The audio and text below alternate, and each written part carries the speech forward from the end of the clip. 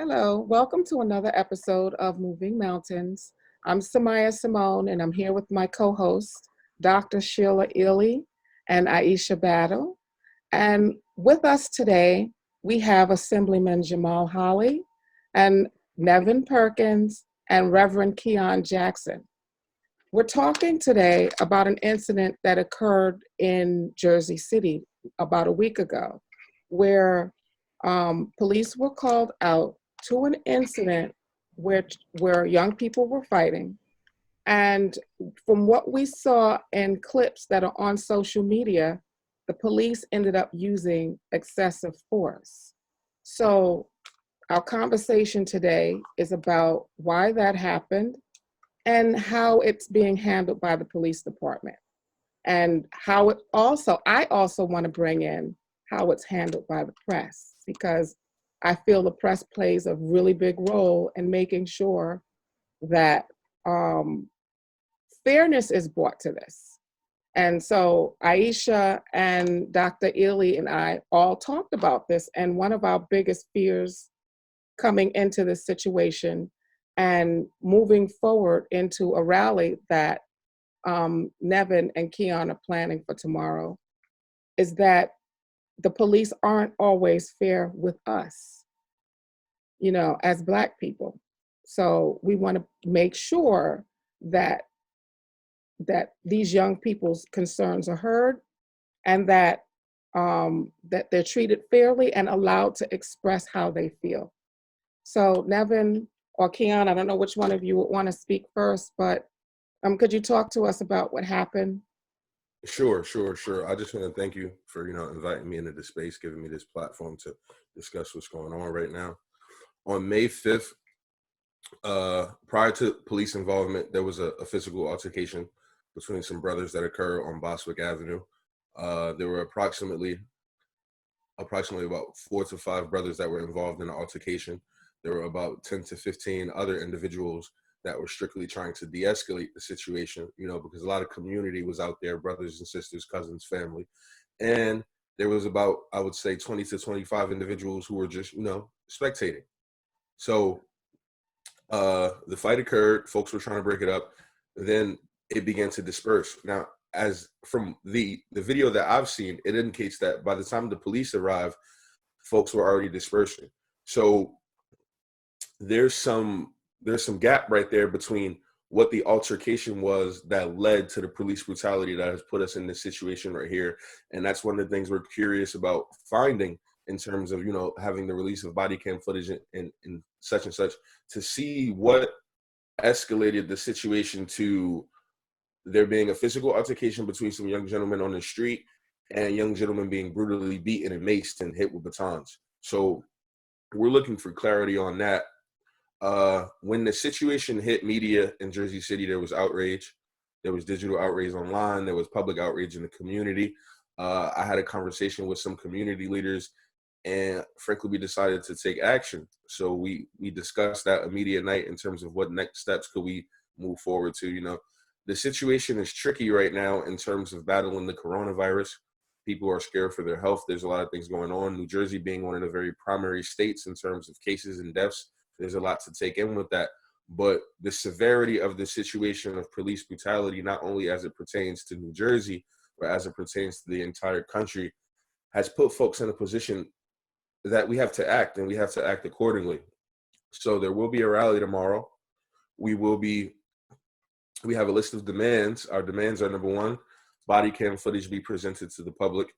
Number 2, there be a public apology with the intent of reconciliation between the police and community for the police brutality that was showed. Number 3 is that there should be a financial compensation for all of the victims that were brutally injured. Number 4 is that there should be a release of the officers' names so that public officials and community leaders can check the records of these police officers to see whether they have a pattern and a track record of this brutality, so all of that can be taken into consideration. The next is that there be a race sensitivity training, and I think it's key that race sensitivity training be open to the public for viewing and critique, because the issue is here that as a community, we don't have training to deal with police. Police have training to deal with us. So we need to, in the spirit of reconciliation and coming together and figuring this out, we need to create a situation and a space to where we can both have an understanding of how do we operate with each other, because there's a long history of fear and animosity on both sides. Some of it is warranted, some of it is not. So in terms of getting clarity and just like further moving forward with the situation, I think race sensitivity training should be mandatory and the public should be able to view it and critique it. So, I mean, that's where we are right now in terms of where we're moving. So that's interesting. You talked about that's the first I've heard of that, public being able to critique the racist sensitivity training. That makes a whole lot of sense, because a lot of times these things are done and they're really not relevant to us, right? So it's something somebody put together and it doesn't really apply to what the real sensitivity training needs to be. So I like that. Yeah, and a lot of times folks who are leading those types of trainings don't look like us, who are here on the screen. And if they do, from my experience, they are teaching these sensitivity trainings from the lens of Anglo-Saxon ideology, which can be dangerous because different agendas set different precedents. And so the same thing with Nevin, the same video that I got, that I shared then with a lot of my national church, meaning my denomination, is look at what's going on in Jersey City. Whether they were all white, whether they were white Hispanic, they did not look like us. And just to further open up, regardless of what video we saw and what end of the spectrum we could gather, what happened should not have went down. We do not need to take batons out and hit people. Do you see what I'm saying? These are human beings. These are not cattle. It's not your dog.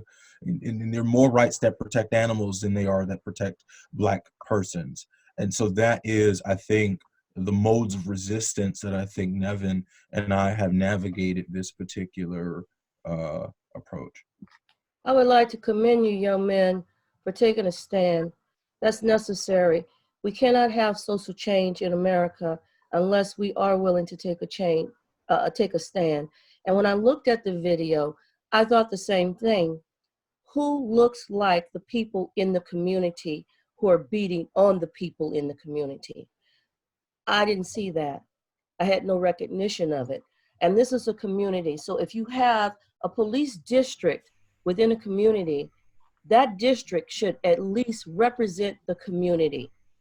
When I looked at the video during Passover of the Hasidic Jews having a burial ceremony for one of their own, there were tons of police cars, sirens out.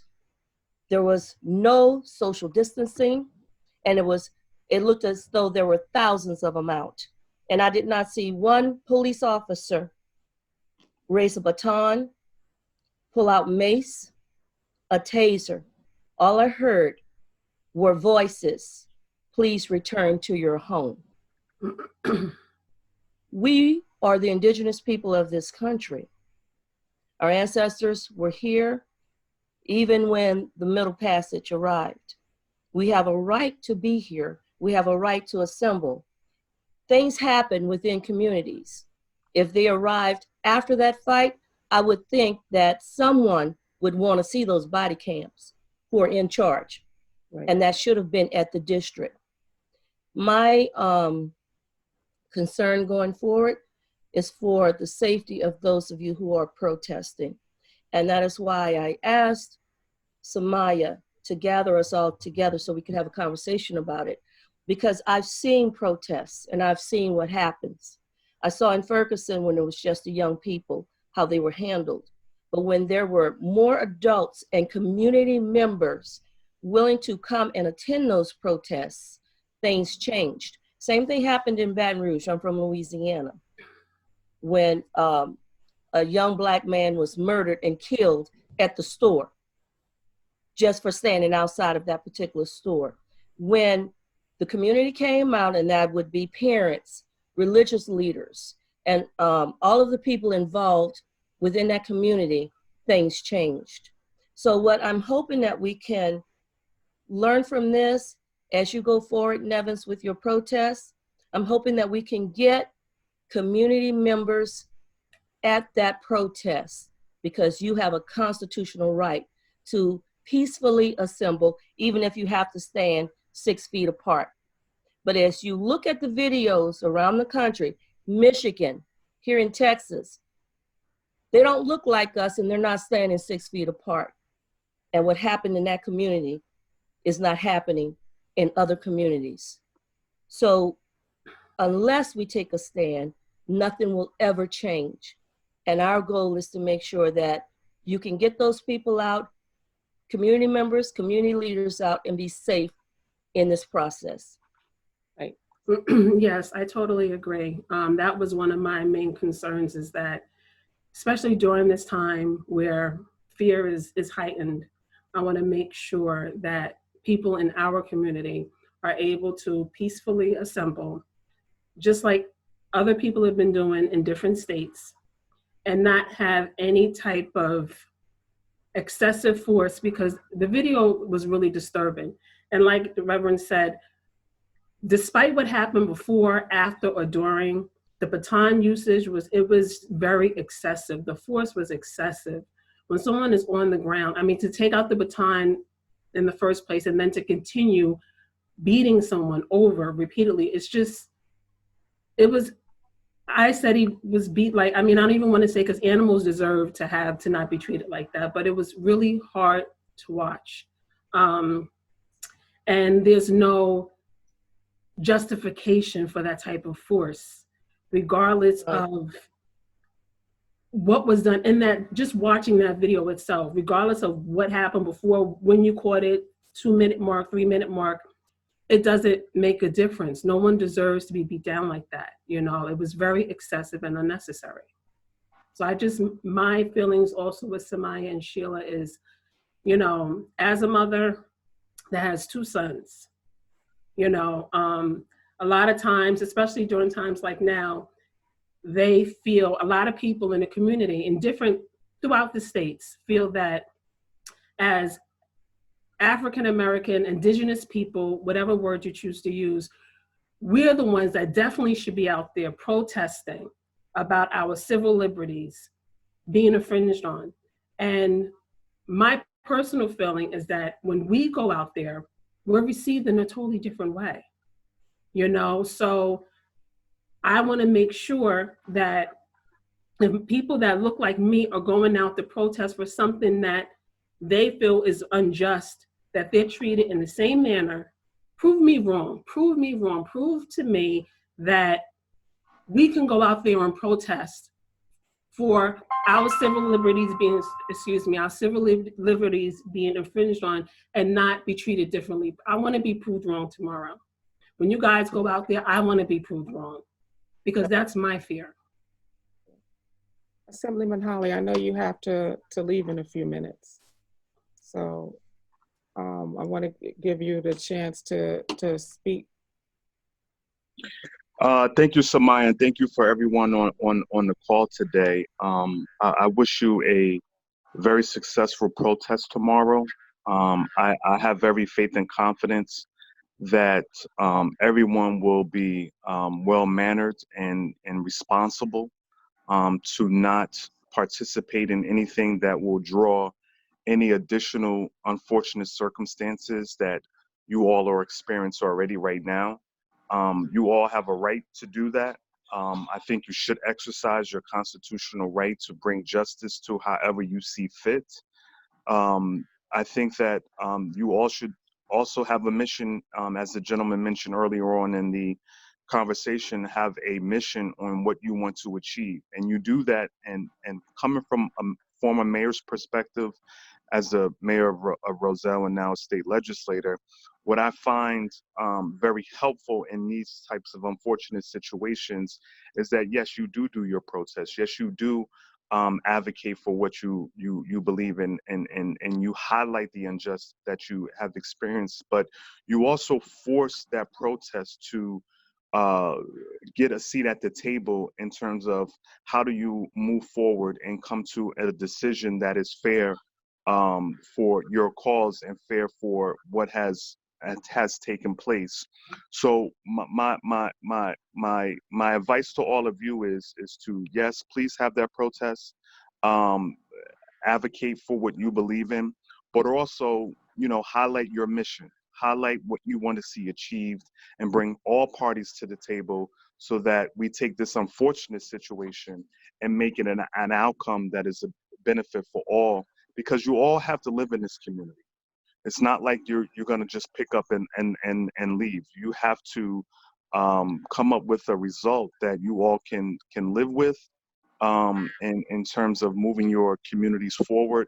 And sometimes these unfortunate situations bring up better outcomes for our community. It brings better relationships with our police departments, brings better relationships with the administrations, it brings better relationships with our clergy members, it brings better relationships with other community members. So I think you all have a great opportunity.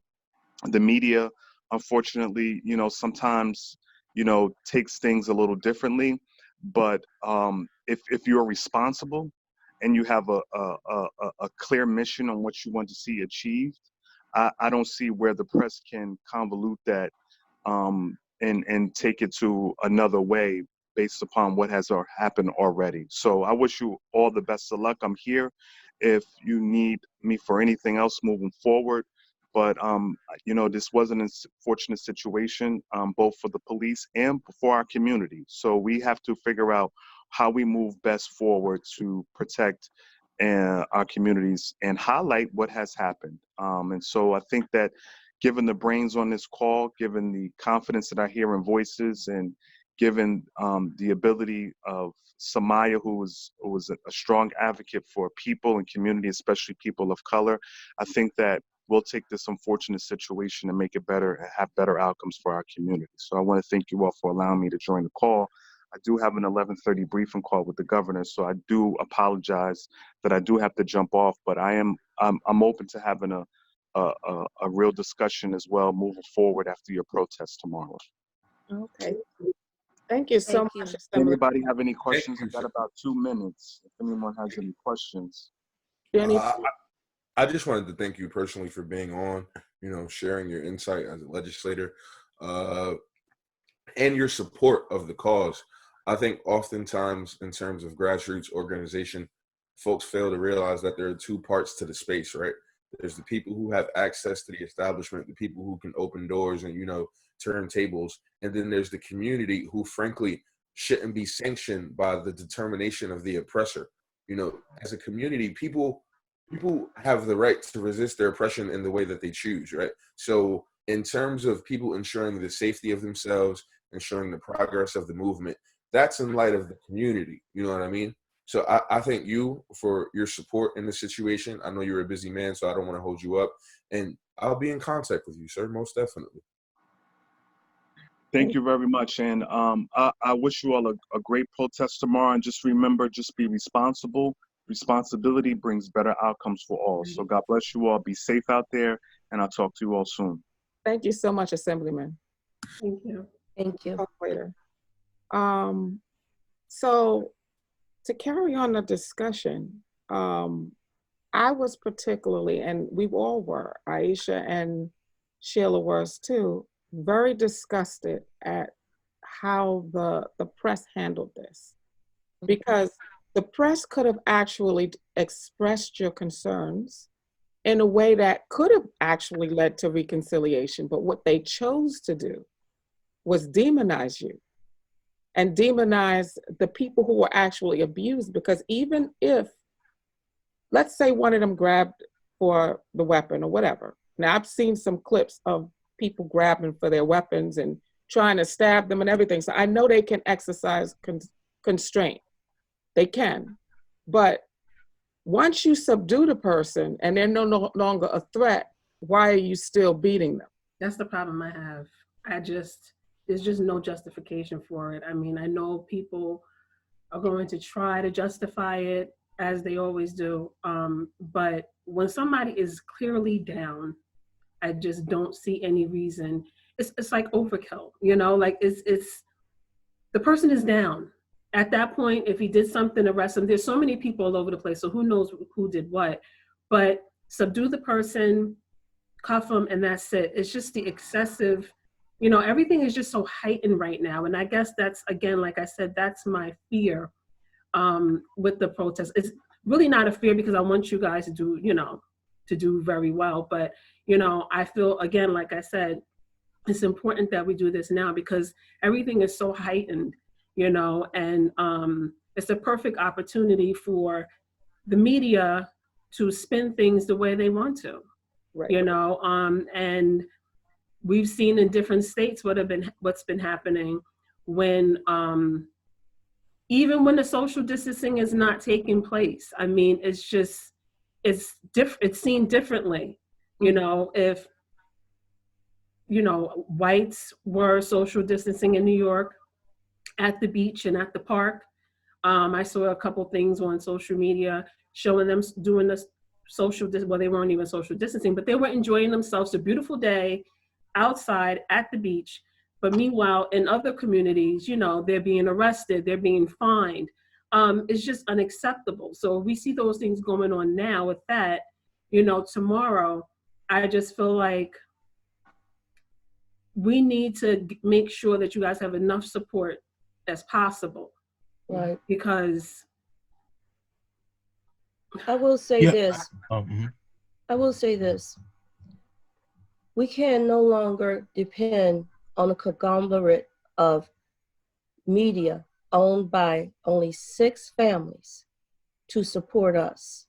When you look at what's happening around the country now, even with the protests that have occurred in other states, they've twisted it. There is an agenda that is bigger than anything that we have. So it is important that we have our own people out videotaping everything, right? Reporting on social media about everything that's happening out there. That is the beauty now of having cameras and real-time videos. We can put the truth out there ourselves. And those who are a part of our community can join in and be a part of the solution.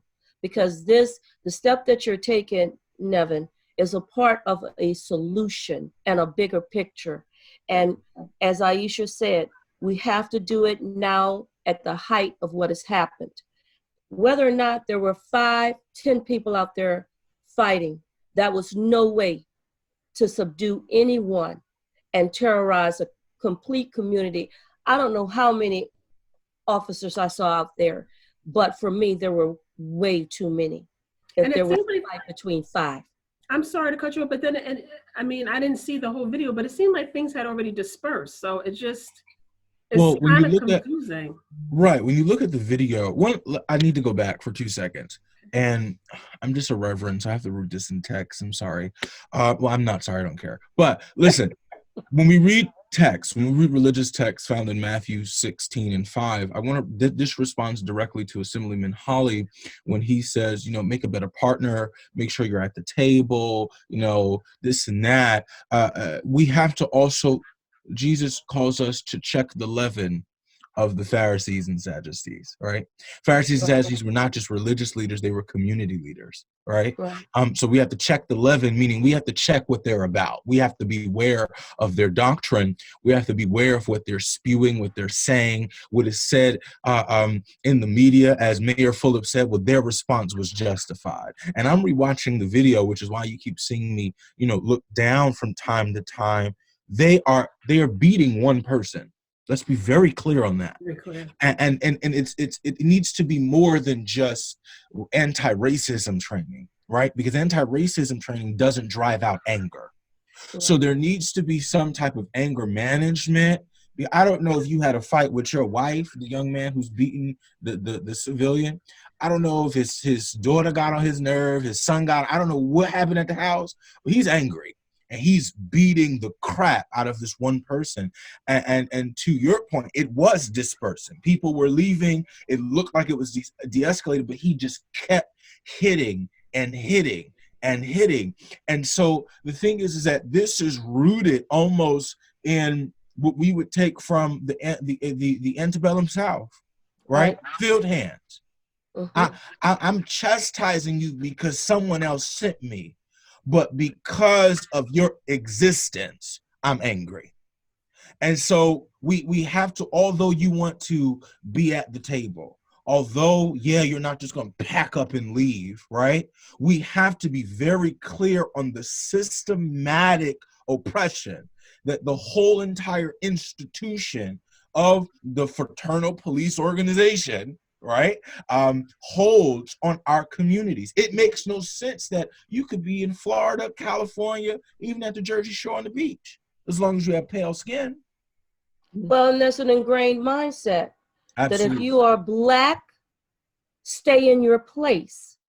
And now that you're telling me that this was one person, there was no one among the 20 other officers who were out there who stopped his absolute power from corrupting. Right.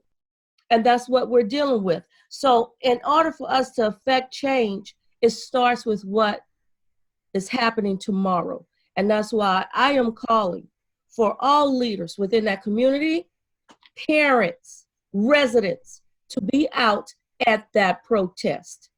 We're more powerful in numbers. That is important to show your disgust. Not just sit back and talk about it, but to be a part of the conversation, a part of the protest that is going to create the change we want to see. Otherwise, it will never happen. Right. Yeah, Doc, we owe it to our mothers. Yes. We owe it to our mothers to go out there to stand with Nevin and those brothers who are going to be protesting. Listen, the vanguard, and Nevin talks about this, Sumayyah Simone has said this on some of our other talks, the vanguard of the Black community is our mothers. And that can be any one of us, that can be any one of our children, that could be my brother, that could be me with a collar on and everything, degreed up, all this. That could be any one of us. And we owe it to our mothers just because of their fight in resistance, their empowerment in resistance. We owe it to them to be out there tomorrow. We really, really do.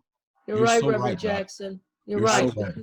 I was just telling someone yesterday who doesn't look like us about this very issue.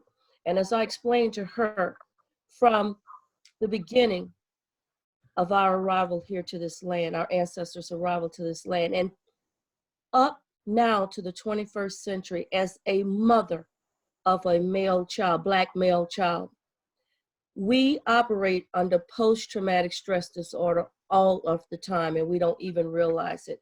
The first thought in the morning is, will our son be okay in the world that we brought him into, this society? The last thought at night is, thank God, if he is fine and healthy, he's okay. Lord, let it happen again tomorrow. What other mother goes through that? And that is our constant thought for whether we have a typical developing child or, like me, a 20-year-old child with autism spectrum disorder with the mentality of a 6-year-old that's standing 6'1". Yep. Will my son be safe out here if he makes a mistake and gets too close to someone? So you're absolutely right. You owe it to your mothers and everyone else that is within that community. They owe it to you, our children, our Black sons, because if we're not a village, we're nothing, to be at that protest tomorrow. Right. Exactly. I'd like to make a few points real quick to try to combat a few narratives that are being put out. So I did an interview with the Jersey Journal the other day, and they posted an article. And from my perspective, a lot of what I stated was left out.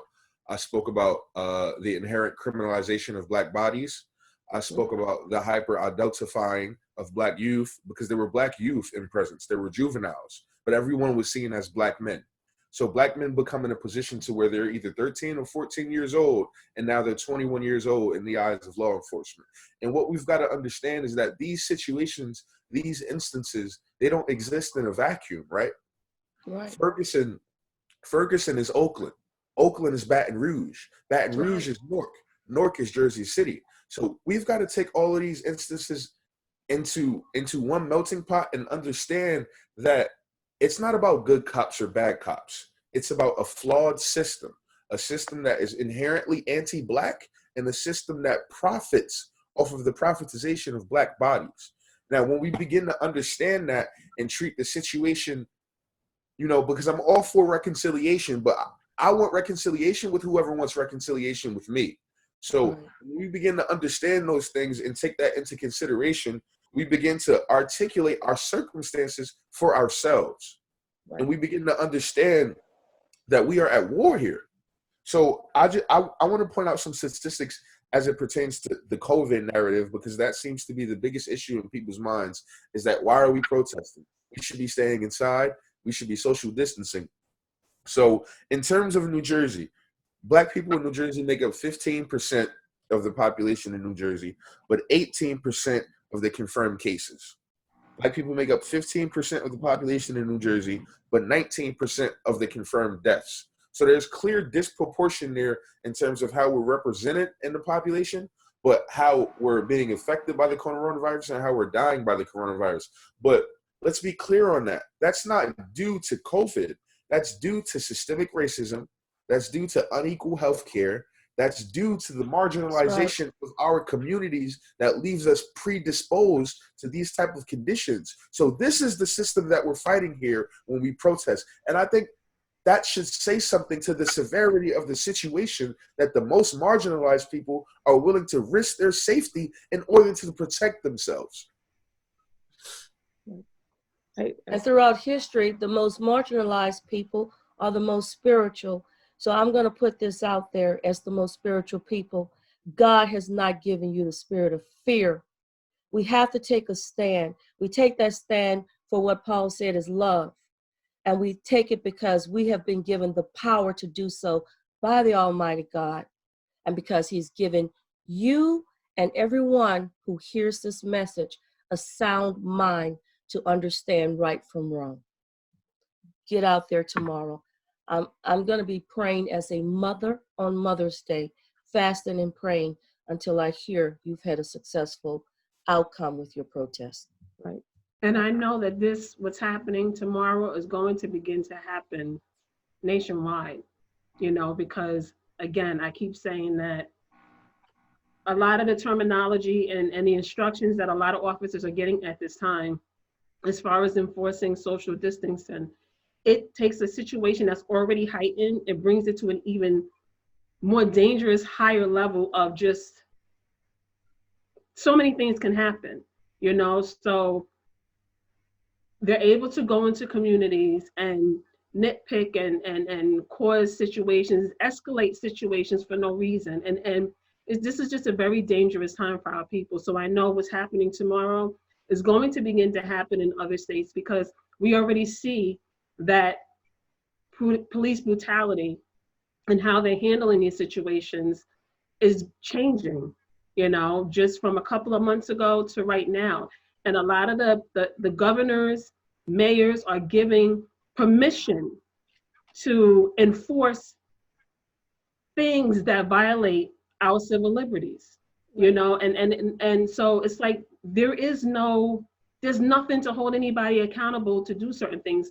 Healthcare, hospitals are not held accountable. Doctors are not held accountable. Nurses, police have to deal with, or, as Murphy says, the knuckleheads, shut them down. You can call and basically say, oh, go to this community. They're gathering here, they're gathering there. So it's just open season right now, which is a very dangerous thing, especially for our people, especially for our Black brothers. It is very dangerous. So I know that what happens tomorrow is going to begin to happen in other states. So you guys just make sure that, you have everything together. Absolutely. And I want to point out too that, and somebody can correct me if I'm wrong, but the drones that they've deployed in some cities, I haven't heard about them being deployed in white towns. They're being deployed in towns where there are people of color. So why is that, right? I mean, all of the surveillance and the contact tracing and all of that that's being prepared for us now, who is going to be at the bottom of that rung? It's going to be us. You know, just like we're the ones dying the most in this pandemic. However, are we dying from COVID itself or the SARS-2 virus? Or are we dying because we've been turned away 2 or 3 times from care, unable to breathe? And this has been happening all over the country. Yeah. You know, so I want to add as we conclude that we have to begin to take our safety, our health, our communities. We need to put the neighbor back in the hood. Stop calling our neighborhoods hoods. Let's put the humanity back. There are people living in these places. We're people. There's no hood. Neighborhoods. We need to start to take back control of our neighborhoods. Us. I don't mean we asking them. We need to do it. And like Nevin said earlier, some of these are kids, you know, so to just start labeling them as night adults when they're 13, 14, I mean, these are kids, you know, and that's what they did to Tamar Rice. They did that to Tamar Rice, a 12-year-old, right, with a disability. It is so common across this country, and yet there are not enough of us speaking up about this. Right. We are part of this system. We have a right to sit at the table. We need oversight within our own communities that are ongoing. Those kids who watched that police officer beat that young man the way that he did, they need counseling now to overcome their own anger and bitterness over what they saw, which is natural. It's like being in a war zone constantly with your Black skin that you can't change. Right. And so we've got to do something. Right. And I think that's what the Reverend was saying too, as far as like the sensitivity training, like on both ends. It's so much dysfunction. You know, you can't see something like that happen and then think that you're going to contact the police or feel that they're your friend or to feel that you can come to them. Like, you can't keep coming into communities, beating people down with batons, onlookers that are young Black boys seeing this type of behavior, and then to just act like nothing just happened the next day. Right. It's traumatizing. It's traumatizing to continue seeing these things on TV. It's traumatizing to see people, you know, drive through a neighborhood with guns and shoot somebody down when they're jogging. I don't even let my son look at those type of things. It's not good for our psyche, and it has to stop. No, like we're trying to normalize this, like it's, well, maybe it's because of this, well, maybe it's because of that, well, maybe he looked like none of that matters. No, it's not okay. No, it's not okay.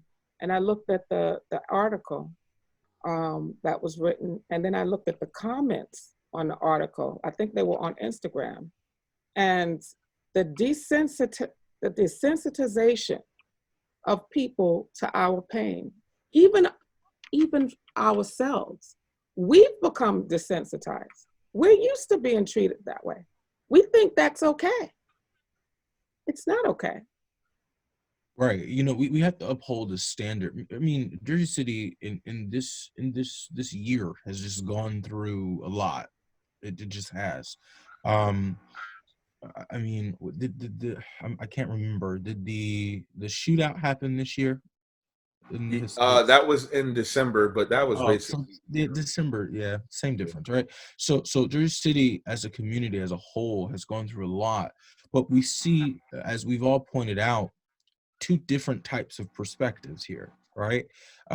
We have to hold up a standard, and we have to get back to this standard where when injustice happens to us, African Americans, we have to be united on all fronts. And like Simone just said, we're used to being treated some type of way. And I mean, I've gotten comments, well, I mean, they were in a fight. Where they were doing that. It doesn't matter what they were fighting about. It doesn't matter if they were standing in front of their own property and had to fight. Like, there's just no respect and no regard. There were so many ways to desensitize, not to desensitize, to break up rather, to de-escalate is the word I'm looking for, that particular fight.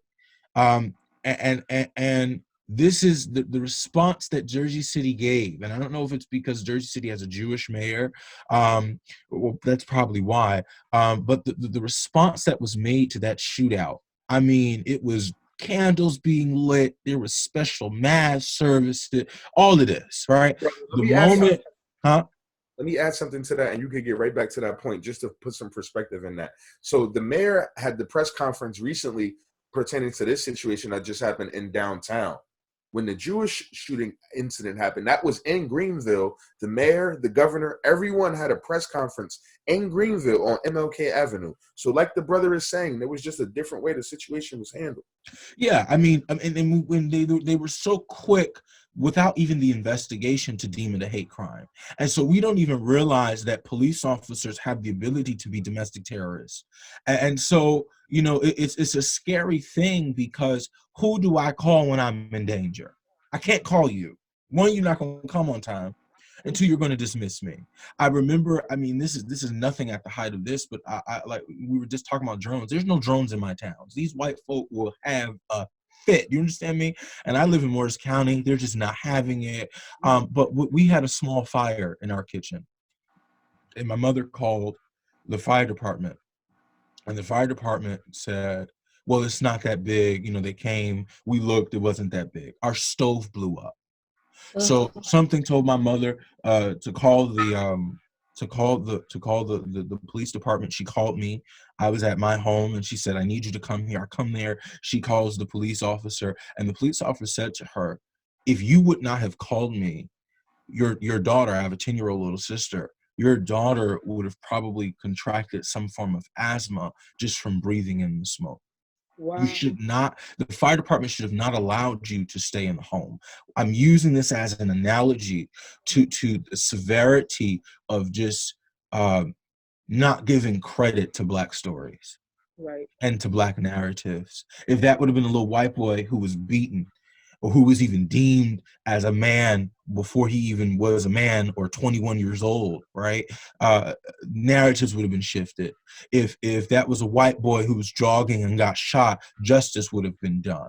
And it's like, you can't even live, you can't have a quarrel, you can't jog, you can't sleep, you can't eat, you can't even have a cookout with a permit in a park while being Black. And we can't even have church. Clearly, all these church shootings that have happened in the past 3-4 years while being Black. So it's ridiculous. The Sark calls it the despair and the anguish, right, of the human being that we existentially live day in and day out.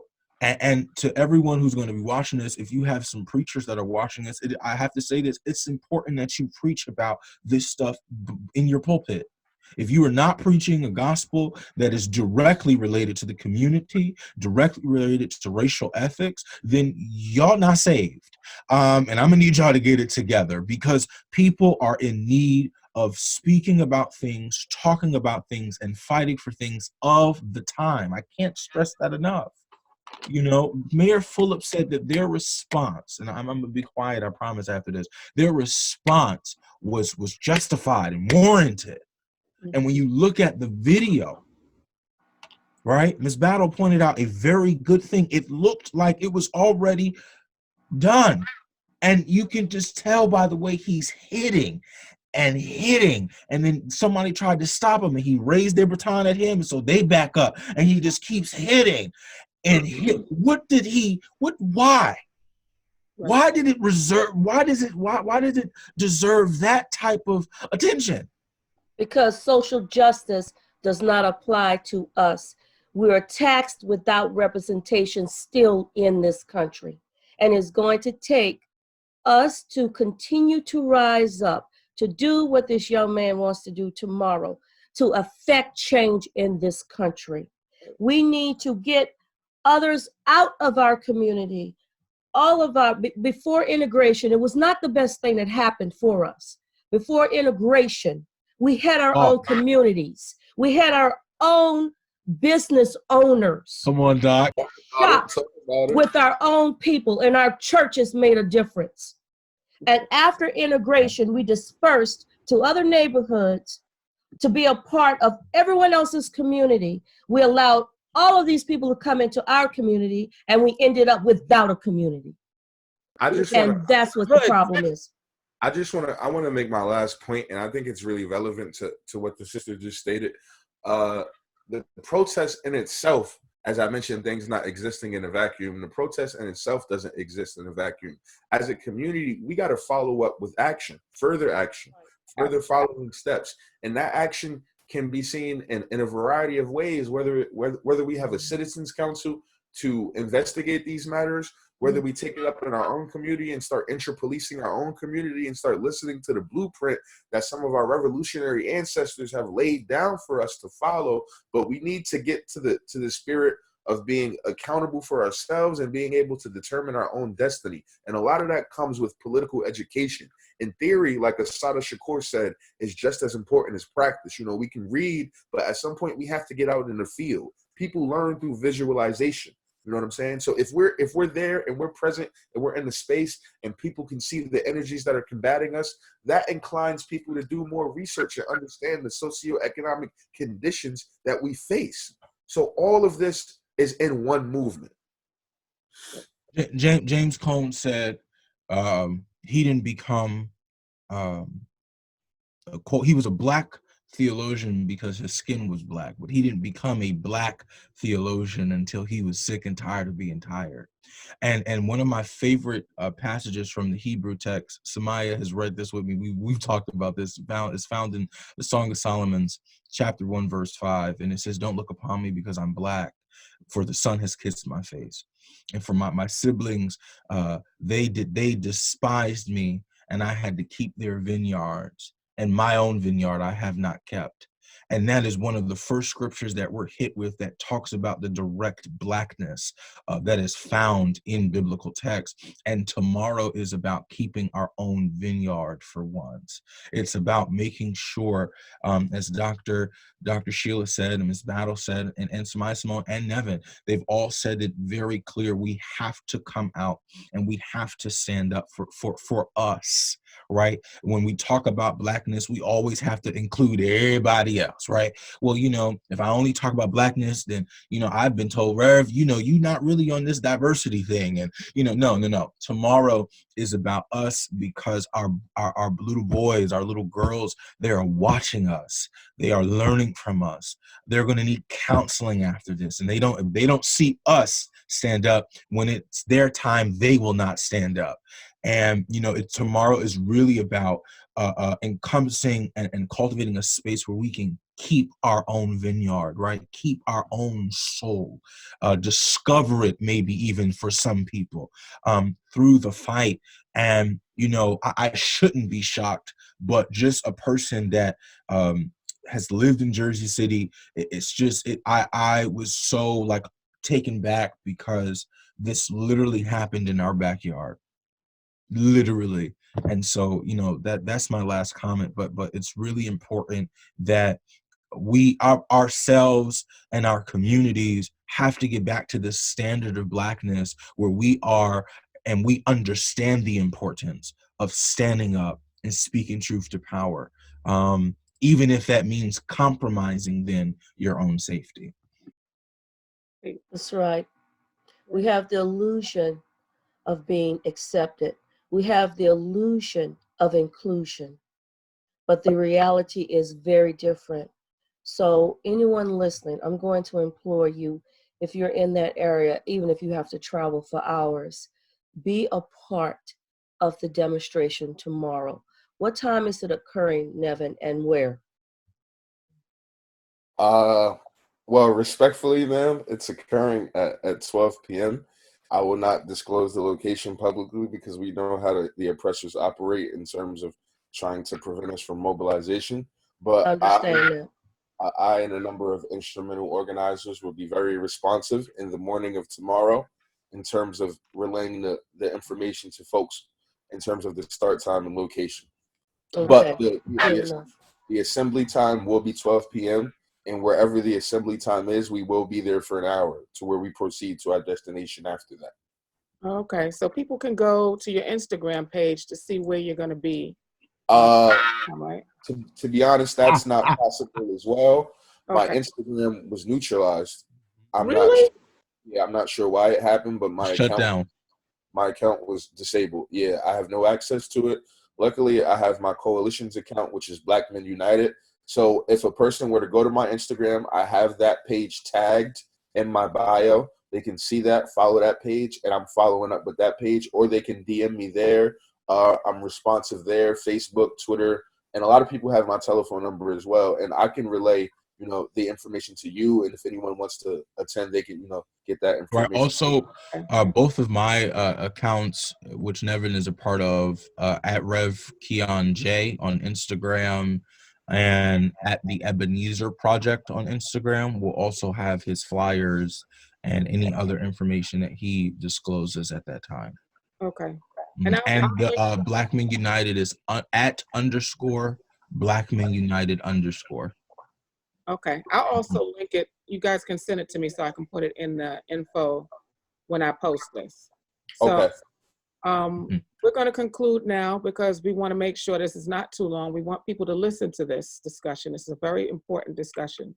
And we want people to respond. Something has to change. And the only thing that's going to make that change is us. And, if we're going to be saved, we're going to have to save ourselves. So thank you for listening to us today. Don't forget to subscribe to us on YouTube at My Black Health. Like us, like our page on Facebook at My Black Health. You can look for us on Instagram by the same name, My Black Health, and Twitter, we're My Black Health too. So we hope you look at some of our other videos. Also, join this discussion with us and come out tomorrow. Come out and support tomorrow. Thank you so much. Please.